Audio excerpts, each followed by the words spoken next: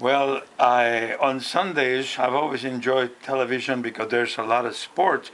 So this particular Sunday I decided to go to the 5:30 mass so I could watch TV during the day, and so I did. I went to Blessed Sacrament Church for mass at 5:30, and when I came out it was about 6:30, and then I wasn't driving because I had arthroscopic surgery on my right knee, and so I took the bus. So when I remember taking the bus back to Villa Carlota, where I lived, it must have been when I on the corner of Beechwood and Franklin, the bus stopped, and I descended there, and I had to cross the street, and I had to walk a block and a half to the apartment. But so I pushed the button, and the light turned to green, and here I am on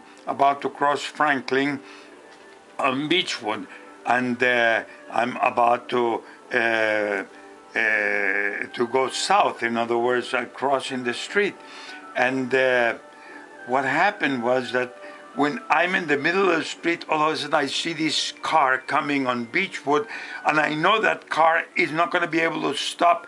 And I don't know, I'm walking with a cane, and the only thing that came to my mind is I got to get away from this car. How am I going to do it? And I had no way of doing it, so I jumped and I threw the cane up to the air, and Lord and behold, you believe that when I descended from jumping, I landed on the left fender of the car.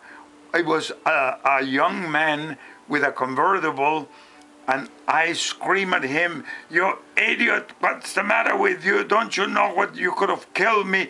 And here I am standing or sitting on the fender of this car, and the whole traffic is stopped, and somebody got off from the car, and they brought me my cane, and then, well, it was pandemonium there. So we lost about 10 minutes, and then when everybody left, I started walking that block and a half to Villa Carlota.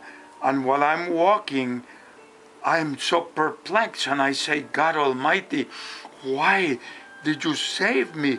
My God, I could have been killed. I don't understand. That was unbelievable. Here I am jumping at my age, and and then I get the idea. It was a very remarkable thing. You have something."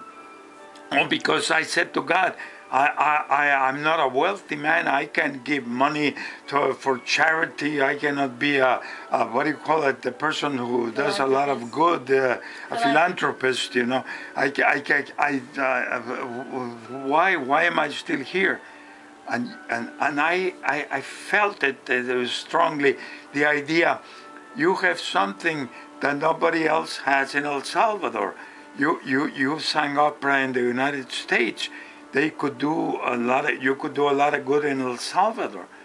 And that block and a half, I contemplated that idea. And when I got to my apartment in Villa Carlota, I had decided that I was going to go back to El Salvador. And lo and behold, within 3 or 4 weeks, I got rid of my apartment, all the things I had that I could take, and I decided to go to El Salvador. And this was December of 1998. I arrived in El Salvador in December of 1998.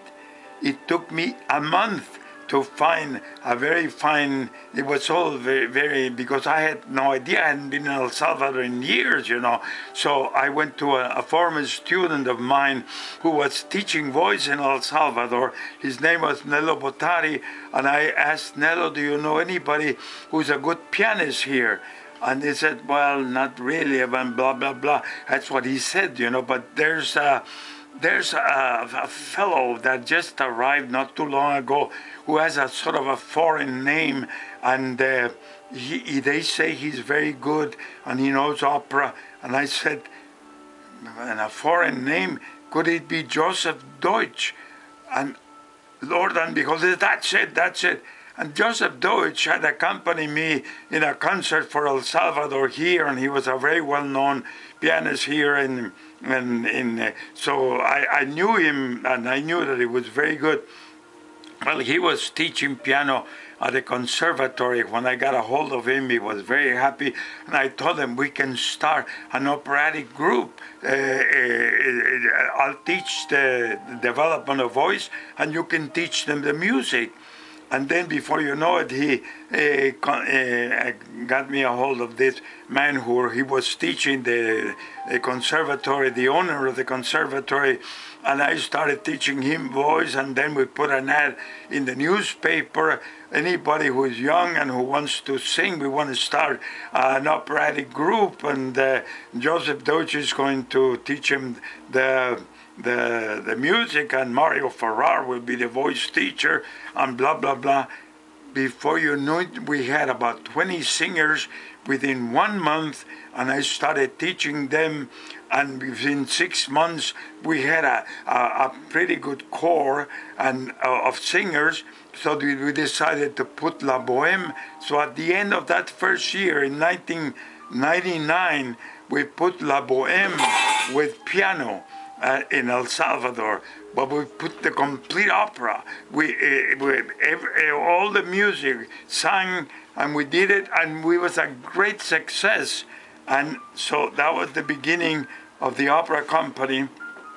So I came back, then I went to Australia for a vacation to visit my daughter, and then after that, I came back to El Salvador, and we started working again with all the group, and then as a result of this, it was the people were so impressed with the first opera that we did that a society was formed called ALISA, which means in Spanish, Amigos Líricos de Opera in El Salvador, lyric friends of opera in El Salvador. And this was the nucleus of people that started giving money and help. And as a result of it, we started to have opera in El Salvador. And now, I left after 2 or 3 years there, came back to the United States, and this opera in El Salvador, Joseph Deutsch is still the head of the operatic group down there, and now there's not only opera in El Salvador, but a lot of Salvadorian singers are going over into all the countries in Central America and singing leading roles in opera. So it was a wonderful success. So that's what in my older years, it's a feather in my cap, because I feel that all those wonderful voices would have come to fruition had I not had that almost near to death experience that time at the end of 1998, right here in Los Angeles, California. Do you think we should read what they said?